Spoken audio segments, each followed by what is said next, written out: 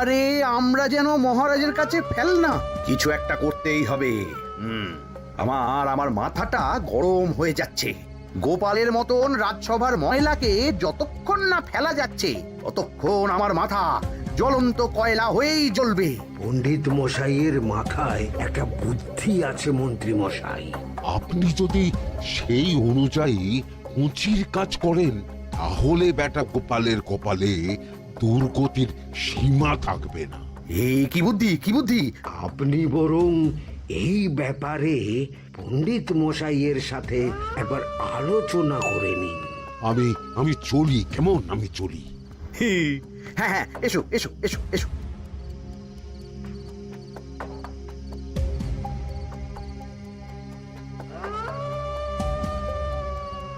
আরে ওই তো আমার বাঁ হাত ঘটা আসছে, বেটাকে দিয়ে একটা কাজ করাতে হবে।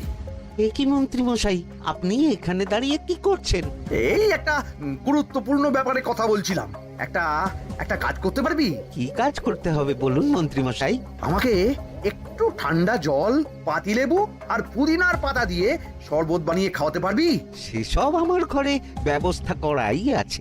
চলুন চলুন, আমার সাথে চলুন। হ্যাঁ হ্যাঁ, চল চল চল চল চল।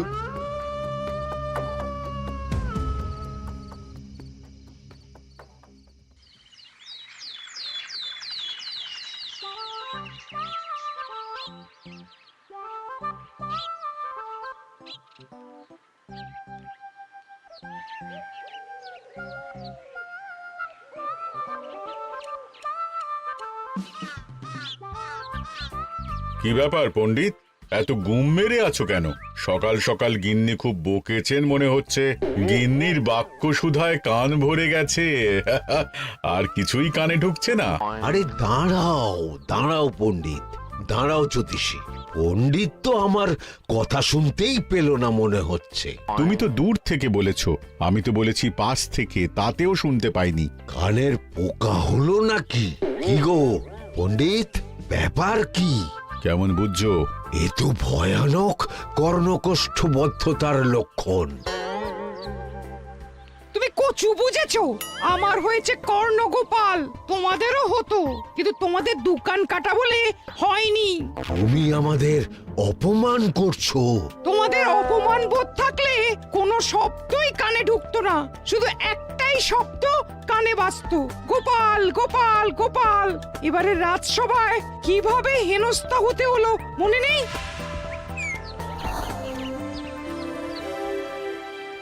মহারাজ, একটা ভিক্ষা আছে।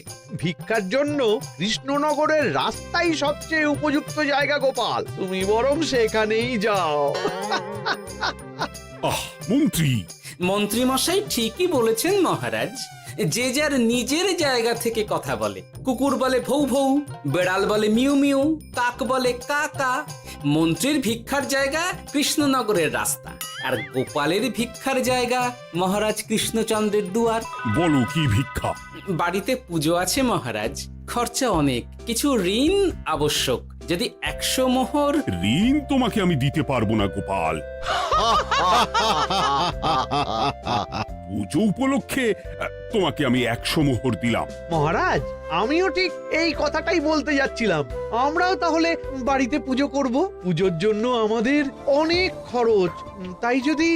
অবশ্যই অবশ্যই, কত ঋণের প্রয়োজন খাজাঞ্চির কাছ থেকে নিয়ে নিও, সুদটা আমি মাফ করে দিলাম। মহারাজ, গোপালকে দান আর আমাদের ঋণ? হ্যাঁ, কারণ তোমরা নিজেরা খাবে, কিন্তু গোপাল অন্যদের খাওয়াবে। গোপালের মতো মানুষের সঙ্গে থাকাই হলো রাজধর্ম। কিন্তু তাছাড়াও তোমরা হলে 80 যাই বেতন পাই দলের লোক। গত 1 বছরে তোমার কোন মন্ত্রণা দেশের কাজে এসেছে? পণ্ডিত কোনো নতুন তত্ত্ব শুনিয়েছে? জ্যোতিষী কোনো অমোঘ ভবিষ্যৎবাণী করেছে? আর বৈদ্য 3 বছর ধরে আমার হাঁটুর ব্যথা সারাতে পারেনি। কিন্তু গোপাল, গোপালের ভাঁড়ে হাস্যরসের কখনো অভাব হয়নি। মনে আছে? আছে।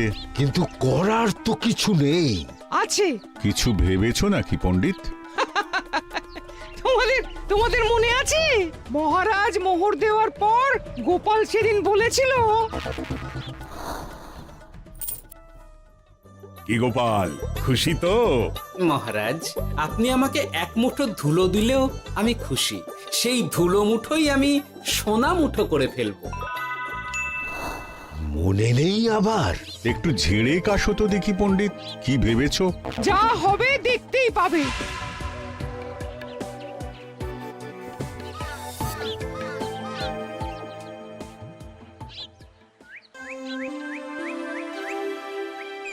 মহারাজের জয় হোক, মহারাজের জয় হোক। ওরে বাবা, এই যে সকাল সকাল চান করে ঠান্ডা লেগে গেল মনে হচ্ছে। মহারাজ, ওই কবি গান উপলক্ষে গত মাসটা আমি কৃষ্ণনগরের কোণে কোণে ঘুরে বেরিয়েছি। প্রজাদের মধ্যে একটা অসন্তোষ আমি লক্ষ্য করেছি মহারাজ। অসন্তোষ? আমি তো জানতাম আমার শাসনে প্রজারা সুখে আছে। সুখে তারা ভাসছে মহারাজ, কিন্তু একটাই অসুখ, তারা মহারাজের দর্শন পায় না। তারা মহারাজের পদধূলির জন্য আকুল হয়ে আছে, মহারাজের দর্শন পাওয়ার জন্য চাতকের মতো অপেক্ষা করছে। চিত্রকরকে দিয়ে চিত্র অঙ্কন করিয়ে বিলি করে দিলেই হলো।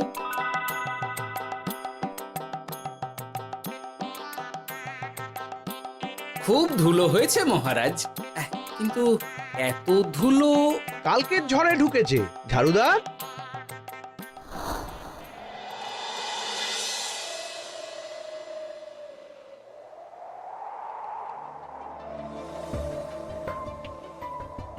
এই সুযোগ, রাজসভা ফাঁকা, এমন ঝড় যে পেয়াদারাও বাইরে নেই। কাজটা সেরে ফেল, বুঝলি? কিরে, কাজটা কর।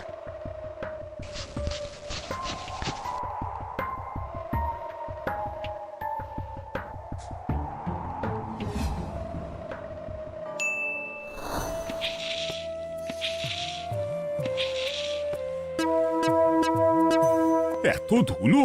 উফ, মহারাজ, কাল ঝড়টা বড় সাংঘাতিক হয়েছিল। তা বটে।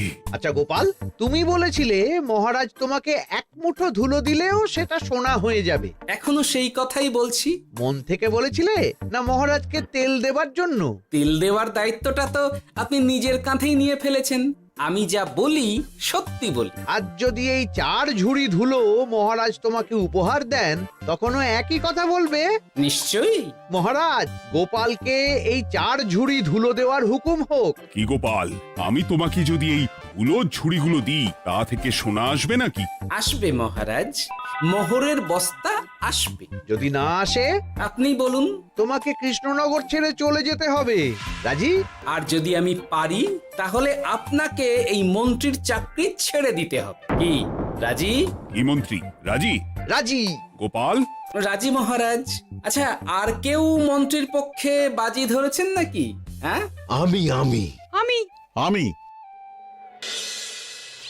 ও গোপাল এবার যে মরণ কুয়োতে ঝাঁপিয়েছে, সেখান থেকে আর উঠে আসতে পারবে না। কুলো থেকে মোহরের বস্তা আসবে, এ হচ্ছে গোপালের উন্মাদ রোগের শুরু। দেমাক দেমাক, মহারাজের পিঠ চাপড়ানি পেয়ে পেয়ে গোপাল ভেবেছে যে ও সব কিছু করতে পারে। এবার শুধু সেই দিনটার অপেক্ষা, যেদিন গোপালকে উল্টো গাধায় চড়িয়ে কৃষ্ণনগর থেকে বার করে দেব। এতটা নিশ্চিন্ত হবেন না মন্ত্রীমশাই। গোপাল কিন্তু হালকা কথা ছুঁড়ে দেওয়ার লোক নয়। কি বলতে চাইছো পণ্ডিত? ওই 4 ঝুড়ি ধুলো থেকে মোহরের বস্তা আসবে? না, তা বলছি না। অন্য জায়গা থেকেও তো মোহরের বস্তা আসতে পারে। তার সঙ্গে ধুলো মিলিয়ে দিলেই কেল্লাফতে। গোপালের নিশ্চয়ই কোনো পরিকল্পনা আছে। গোপালের সব পরিকল্পনার গোড়া মেরে রেখে দিয়েছি পণ্ডিত। ঘটা আছে গোপালের পেছনে, আর ঘটা আছে গোপালের বাড়ির পাহারা। লুকিয়ে কিচ্ছু করতে পারবে না। আরে ওই তো বটা আসছে। বেল্লিক, উল্লুক, তোকে আমি জল বিছুটি দেওয়াবো। গোপালকে ছেড়ে চলে এসেছিস কেন? ছেড়ে আসবো কেন মন্ত্রী মশাই? গোপালকে ওর বাড়ির সামনে ছেড়ে এসেছি। ওখানে তো ঘটা আছে। ও বড্ড ঘুরিয়েছে বেটা। কোথায় কোথায় গিয়েছিল গোপাল? 4 ঝুড়ি ধুলো নিয়ে বেটা বাড়ির উল্টো দিকে হাঁটা দিল। চললাম পিছু পিছু। যাচ্ছিল কোন দিকে? নদীর দিকে, কিন্তু গোপাল দাঁড়ালো যদুর বাড়ির সামনে।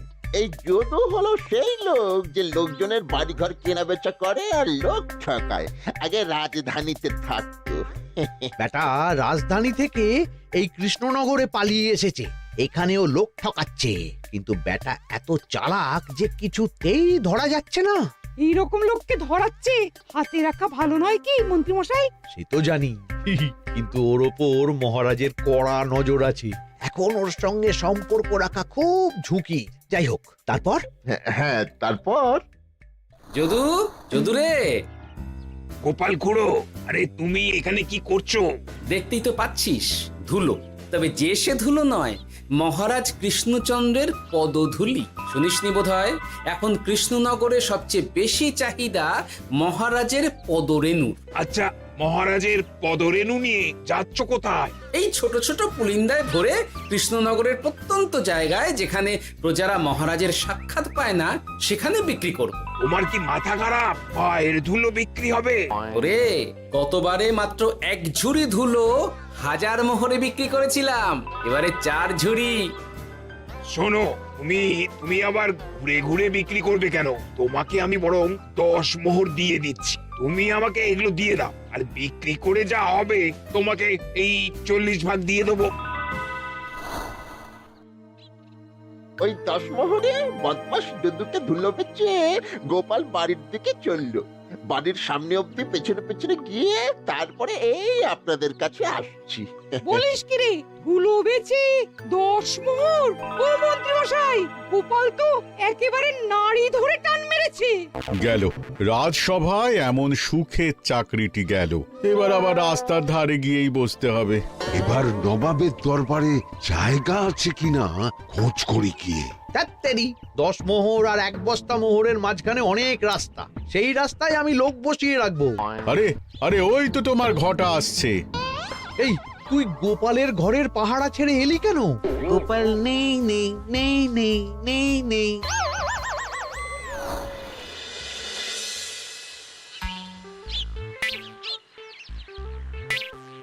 আরে, ভয় পেলি নাকি? না না না না না, ভয় পাবো কেন? শোন, তোকে পেয়ে আমার খুব ভালো হলো বুঝলি। তোকে আমার একটা কাজ করতে হবে। বলো বলো। আসলে বুঝলি, আমার না গিন্নিকে নিয়ে তার বাপের বাড়ি যাওয়ার কথা ছিল, কিন্তু হঠাৎ বিশেষ কাজে আমাকে খামবাজে চলে যেতে হচ্ছে। এখন আমি গিয়ে গিন্নিকে বললে বুঝতেই পারছিস কুরুক্ষেত্র হয়ে যাবে একেবারে। তাই আমি কাউকে খুঁজছিলাম যে আমার বাইরে যাওয়ার খবরটা আমার গিন্নিকে গিয়ে দেবে। তুই পারবি বাবা ঘটা? ওরে বাবা, আরে আরে আরে, ভয় পাস না, তোকে গিয়ে মুখে কিছু বলতে হবে না। এই নে, এই চিঠিটা আমার বউকে দিবি।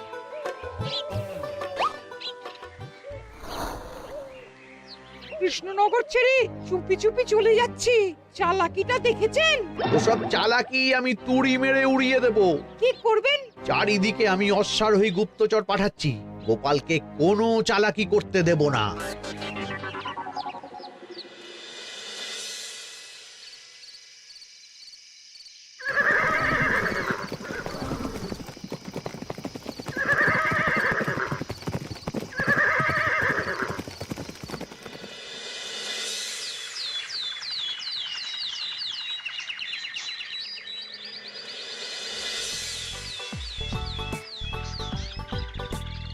অং বং পিং পং। হ্যাঁ, ওরে বাপ রে, এ আবার কি বলে? মানে বুঝিতে পারিলে না?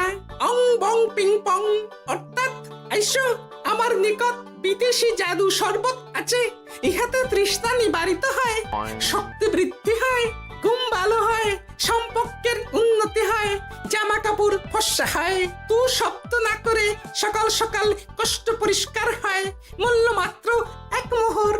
বলো, ওইটুকু অং বঙ্গের মধ্যে এত কিছু? ঠিক আছে, তা দাও দেখি, আপাতত টেস্টটা তো মিটু, বাকিগুলো পরে বোঝা যাবে।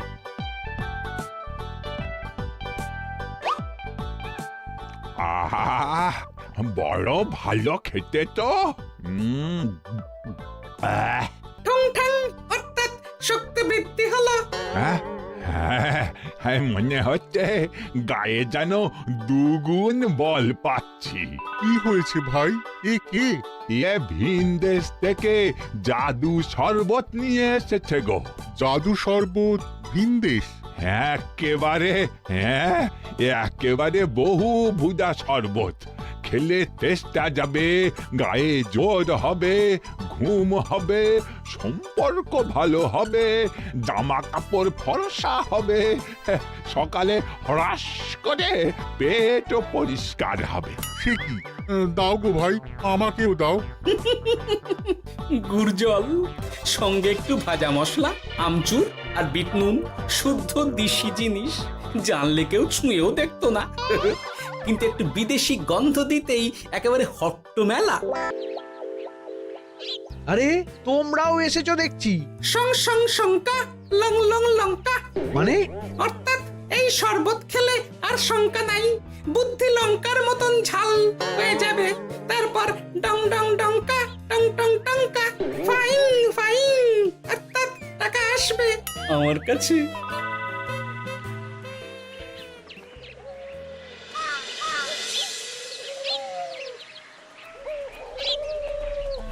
ঝপ ঝপ ঝপাং, ভট ভট ফটাং, অর্থাৎ উহাকে দৌড়িয়েছো কেন? বেটা জোচ্চোর অনেককে ঠকিয়েছে। অনেক দিন থেকে তককে তককে ছিলাম। এবার এই ধুলো নিয়ে মহারাজের পায়ের ধুলো বলে বিক্রি করছিল। একটা বেনামি চিঠিতে খবর পেয়ে বেটাকে ধরেছি। ব্যাং ব্যাং বিগ ব্যাং, অর্থাৎ বাহ বাহ বাহ বাহ। বেনামি চিঠিটা আমি দিয়েছিলাম বাবু। বাবা যদু, তুমি সেই রাজধানী থেকে কৃষ্ণনগর অবধি মানুষকে অনেক খোল খাইয়েছো। তুমি এতদিন ঘুঘু দেখে এসেছিলে বাবা। এবার গোপাল নামক ফাঁদটা দেখলে। কতবার বলবো, এইসব ধুলো আমি গোপালের কাছ থেকে কিনেছি। যা বলার ওই বিচারের সময় মহারাজকে বলবি। চল চল চল চল চল।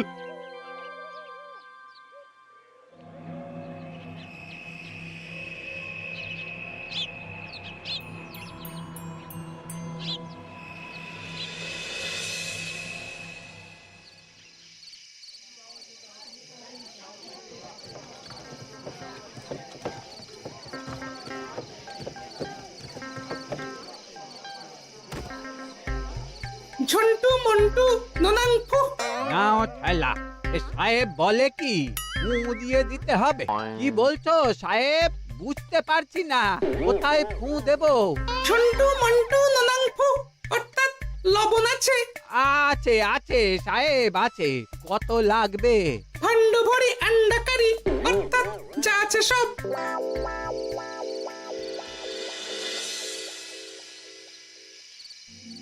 ব্যাস, মোটামুটি আশেপাশে সব দোকানের নুন এখন আমার জিম্মায়। এবার আসল মজা শুরু হবে।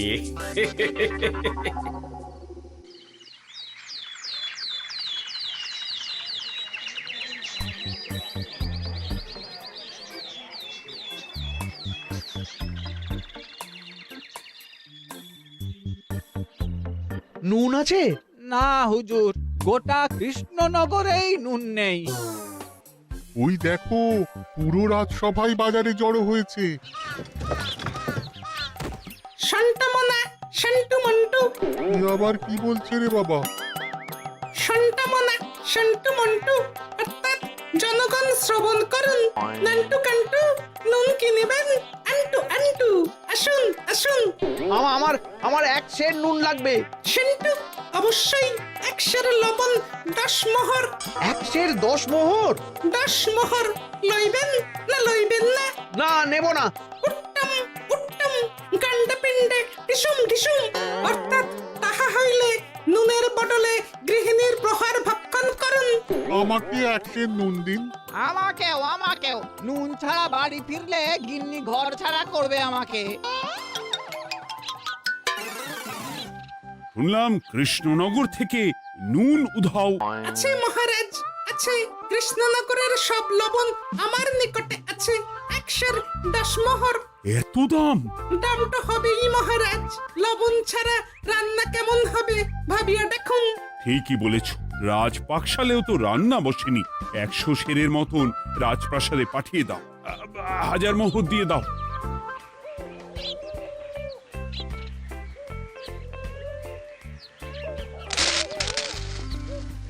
ব্যাস 1 বস্তা মোহর হয়ে গেছে। গোপাল? হ্যাঁ মহারাজ, গোপাল, যে 4 ঝুড়ি ধুলো থেকে 1 বস্তা মোহর রোজগার করেছে। ইয়া বাত! চলো রাজসভায়, পুরো গল্পটা শুনতে হবে। সকলেই এসো তাহলে রাজসভায়। কিন্তু মহারাজ, যারা বাজি হারলো তাদের তো চাকরি গেছে, তো তারা রাজসভায় যাবে কি করে? ঠিক ঠিক ঠিক বলেছ। আর যারা বাজি হারলো তারা বাদ, বাকিরা চলো। এই সেরেছে, গোপাল তো আবার বাজি মেরে দিল। ও মহারাজ, আমাদের দেখুন।